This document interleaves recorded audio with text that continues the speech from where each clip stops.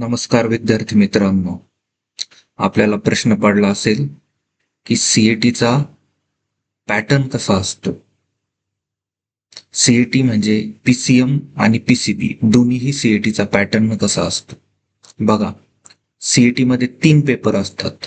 Paper first, paper second आणि paper third. Subject paper first जो असतो मॅथमॅटिक्स, पेपर सेकंड मध्ये फिजिक्स आणि केमिस्ट्री येतात आणि पेपर थर्ड असतो बायोलॉजी. हे तिन्ही पेपर 100 मार्काचे असतात. बरोबर.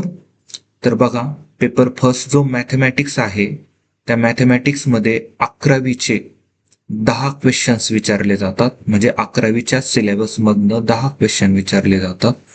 तसेच 12वीच्या सिलेबस मधनं 40 क्वेश्चन विचारले जातात. बघा, हे 10 आणि हे 40 झालेत 50.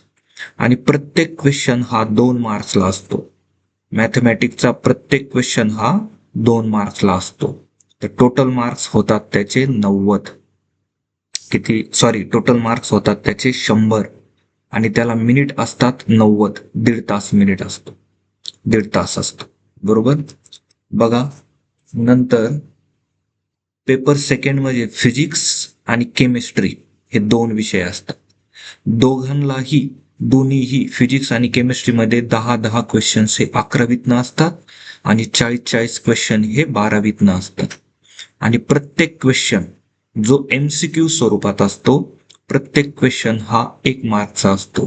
म्हणजे असे टोटल फिजिक्स आणि केमिस्ट्री मिळून 100 मार्क्स होतात आणि या 100 मार्क्ससाठी 90 मिनिट असतात. बरोबर. आता बघूया पेपर थर्ड. पेपर थर्ड हा बायोलॉजीचा असतो. बायोलॉजीमध्ये 11वीच्या सिलेबस मधनं तुम्हाला 20 MCQ चे क्वेश्चन्स विचारले जातात आणि 80 MCQ चे क्वेश्चन्स हे 12वीतनं विचारले जातात. आणि प्रत्येक क्वेश्चन हा 1 मार्कचा असतो.